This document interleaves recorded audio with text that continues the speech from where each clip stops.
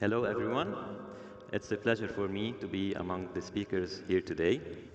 My name is Nabil Ghosn from Lebanon, and today we're going to be crafting the optimal workflow in digital implantology. To introduce myself, I'm co-founder at Periodontics at a private practice in Byblos, Lebanon, and I'm also instructor and researcher at the St. Joseph University of Beirut. I come from Batroun. It's a coastal town known for its beautiful sea, outdoor sports, and stunning nearby mountains. But as I stand here with you today, my heart remains with my country, with the current situation. And I hope that all the world will have a brighter, safer, and more predictable future. These principles also apply to my work, because predictability in implant placement and the safety for my patients are the two aspects I value most in guided surgery. But beyond that, as a digital enthusiast, I truly enjoy the process of digital planning. And it is in every case where I try to learn something new, to explore new digital techniques, and to improve my workflow from one case to the next. That's why today we're going to dive into the world of digital planning, and I'm going to present a case where it highlights some of the implementations I've implemented, some of the optimizations I've implemented in digital implantology over time. It's about a 72-year-old female who had no major health issues, but she needed a total rehabilitation for her teeth for functional and aesthetic reasons. But she was afraid to start the treatment. At the clinical exam, we see that the patient has a reverse smile, a disruption of the occlusal plane, teeth aggressions, deep bite, overjet, and many other problems. As a first step, we extracted the teeth that was causing pain for the patient and infection. And then the patient disappeared for a few months, but later she came back and she told me, "I've struggled with my teeth for so long, and I'm finally ready to get a new smile that makes me feel good again. Will it be possible to make that happen?" So in order to answer my patient, I had to do first the virtual prosthetic design. We did this by taking jaw scans and smile face scans with the Medit i700 and a full face scan with the Byblos 3D face scanner. We aligned all these models based on anterior teeth geometry and also based on nasal geometry. And like this, we had the intraoral models aligned to the face model. But now, if we take a closer look, and especially at the quality of the mesh in this smile area, we see that it lacks some depth and definition. And studies have shown that even with high-end extraoral face scanners, they struggle from capturing accurately this area. And it's not recommended to do anterior digital smile design with these types of face scan. But here, when I compare this mesh to the one that I took with the smile face scan with the Medit i700, I see that the latter has much more details in it. And because in my previous step, both models were already aligned, so I thought, why not combine both and adapt the full face scan to the smile face scan in this area. And like this, instead of having this type of non-optimized face scan, not showing the good relationship between the tips and the lips, now we will have an optimized face scan that will be more suitable for our digital design. Like this, I can create some guides also to do our ideal prosthetic wax-up, and this is a great communication tool to share the patient what we would like to achieve with the treatment. And now that we know our roadmap for the treatment, we have to proceed to create the optimal virtual patient by adding hard tissue data to it. We will do this by taking a CBCT, and by aligning it to the intraoral models of the patient. But here we can see in this model that we have a non-reliable zone for alignment in the posterior region, and we have a small but reliable zone in the anterior region. And this is one of the case scenarios where we have to do an alignment device in order to accurately superimpose the intraoral models to the CBCT. And one of the devices used is the EvoBite or the R2 bimegagen. That's why I've introduced previously what I call the DAD, or the Digital Alignment Device. So it's a device that is fully digitally designed. By that, it's aligned by default to the intraoral scan. So its advantages that we don't need to take or print a physical model, or to mount it with silicone material on the jaw, or to take a desktop scan in order to register its relationship with the jaw model. So we simply have to print this device, add the radio opaque markers in their design positions, and then insert it in the mouse and take the CBCT with it. And now we will have to simply align both models based on those markers in order to have an accurate superimposition between the intraoral scan and our CBCT. Now, what we did, this CBCT was uploaded to a validated AI segmentation platform, which is the ReLU. And with a series of software manipulations, Boolean operations, we merged the intraoral scan data with the CBCT data in order to create our optimal virtual patient model. This model features every single anatomical structure as its own entity.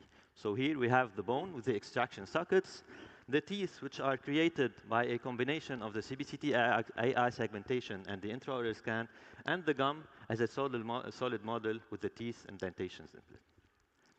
Like this, we can seamlessly manipulate each model apart, do some virtual extractions, show our wax up, do some gum manipulation, and many other advantages we will see in the design phase. So now we have our complete virtual patient model. And we can proceed with our implant planning into the R2Gate software. So all this model was imported to our planning software, and the implants, along with their abutments, were simulated and placed virtually here.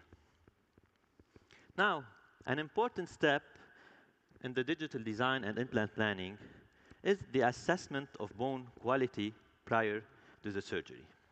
And studies have shown that with some CBCT calibration techniques, we can accurately achieve that. And some of the tools we use is the digital eye tool inside the R2Gate software. However, the report differs if we have an implant placed in a healed socket or an implant placed in an immediate extraction case. Because in this case, the gray density values of the tooth will be included in our report. And on one hand, it will mask the available bone quantity in contact with the implant, and it will also misrepresent the measurements of bone quality assessment. So, as a first step, in order to assess the bone quantity after immediate extraction cases, we published a technique last year where we made this assessment by measuring the potential bone-to-implant contact in square millimeter area. Like this, we could choose our optimal implant position, not just based on implant dimensions, geometry, and depth of threads, but also by checking the remaining available bone volume after the extraction. But now, it will remain to assess the bone quality in these sites. And I wanted to use the same digital eye tool in immediate extraction cases as in regular cases. So what we did, we have our segmented teeth from our optimal model. So we imported it to the 3D slicer software, and we applied a mask on the raw CBCT images to change the values of the gray density values of the teeth with that of airways, representing an extraction on the raw CBCT images. And like this, I won't have this report anymore, but I will have a more comprehensive report that will show me on every site the potential implant bone-to-implant contact with each type of bone, along with the total potential bone-to-implant contact.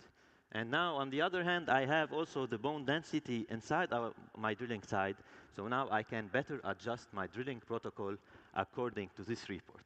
And I'm going to show you several sites in the same case to show you how we adjusted our drilling protocol based on the report that we had for the bone quantity and quality assessment. So now we're done with our planning phase. We can proceed to our guide design. And in this design, we also use this optimal patient model in order to choose and to create our guide support model for every step by doing selective extractions and choosing the right model for it. And also, we could do gum manipulation and simulate flap reflection in order to design our temporary restoration. Like this, the temporary restoration was designed based on the gum and the bone anatomy. And here we can see that we made an oval-shaped Pontix in order to preserve our gum architecture after temporization. And the last step is to print our guides, and now we will go to do the surgical intervention.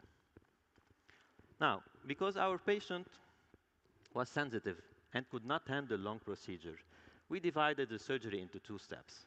In the first one, we placed the posterior implants in a guided way for the upper and the lower jaw. And in the second surgery, we extracted the anterior remaining teeth, we placed our remaining implants, and did our temporization. So this is the surgery for the lower jaw. We can see the pin guide, and then the extraction of the anterior teeth, the placement of the surgical guide, drilling and placing for the implants. Those are the implants placed, and we made a small flap refraction in order to do our bone leveling required for the prosthetic temporization. So this is the immediate temporary. It's a hybrid 3D printed temporary. And this is the surgery for the upper jaw. It's the same way. This is the pin guide. We left the 2 anterior teeth for more stabilization of the guide. We placed our surgical guide, our implants, removed the remaining teeth, placed our multi-unit along with their temporary abutments, and this is the temporization for the upper arch. Now, here we can see the X-rays immediately after the surgery. And this is the soft tissue healing after 3 months, showing good gingival health and gum architecture. Now, we can proceed with our digital impression. So we took our digital impression with the upper and lower temps in place and without them. And now, instead of taking a regular intraoral scan body technique, we used a modified reverse scan body technique where we scanned all this temporary outside the mouth. But instead of using scan bodies, in this case, we made a modification to the library in order to switch the scan bodies with the digital analogs. So here we can see the shape of the temporary scanned with the digital analog. So this technique, it was demonstrated that it gives more accuracy than the intraoral scan body technique. And moreover, because soft tissue collapse immediately after we take out the provisionals from the jaw, scanning this temporary outside the mouth will help us restore this emergence profile in order to do our final design based on the oval-shaped Pontix of our temporary. And like this, we can see here the scalloping of the gum after we remove our prosthesis. And this is the final outcome with an FP1 prosthesis in this anterior region. Now we can compare the X-rays. This is the X-rays, intraoral X-rays at 6 months after the implant placement. And those are the X-rays 15 months after the initial implant placement, where we can show a good bone stability over this period of time. This is a 1-year follow-up of the case. And what matters mostly to us doctors is to have a happy, smiling, and satisfied patient at the end. So now that we've seen those optimizations we did, can we truly say that this is the most efficient approach to use every day? In order to answer that, I will show you the flow chart that shows all the software techniques and workflow used in this particular case. As it seems a little bit complex and unpractical to use every day, it might serve as a proof of concept for future software development in order to implement these features in a more user-friendly solution. And thank you.